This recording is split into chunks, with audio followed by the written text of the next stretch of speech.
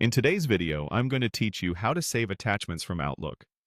We'll walk through the process in the web version of Outlook, starting right from a fresh search, so you can follow along on any computer. First, open your web browser and go to Google. Any search engine works, but Google is an easy starting point for most people. In the search box, type Outlook and press Enter. In the results, look for the official Microsoft Outlook website. It will typically show Microsoft branding and a web address that includes outlook.live.com or outlook.office.com. Click that result to open Outlook on the web. Once Outlook loads, head to your inbox. You'll find Inbox in the left-hand navigation panel. If your account opens to another folder, such as Focused or another label, simply select Inbox to view all incoming mail. Next, locate an email that contains an attachment. A quick way to spot one is to look for the small paperclip icon next to the message in the list. Click the email to open it in the reading pane.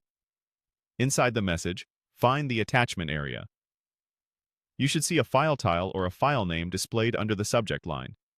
Move your cursor over the attachment and look for a small drop-down icon or arrow next to it. Click that drop-down to reveal the available options for this file. From the menu, choose Download. Your browser will either prompt you to pick a location or save it automatically to your Downloads folder. If you get a location prompt, choose a folder you'll remember, like Desktop or Documents, and consider renaming the file to something descriptive before confirming. If the file saves automatically, you can open your Downloads folder to find it and move it wherever you like. A couple of quick tips while you do this. Only download attachments you trust, especially if the sender or subject looks unfamiliar. Common file types like PDFs, images, and Office documents should open normally, but if your computer warns you about a file, take a moment to verify the sender. If the attachment is large, give it a few extra seconds to finish downloading. That's it.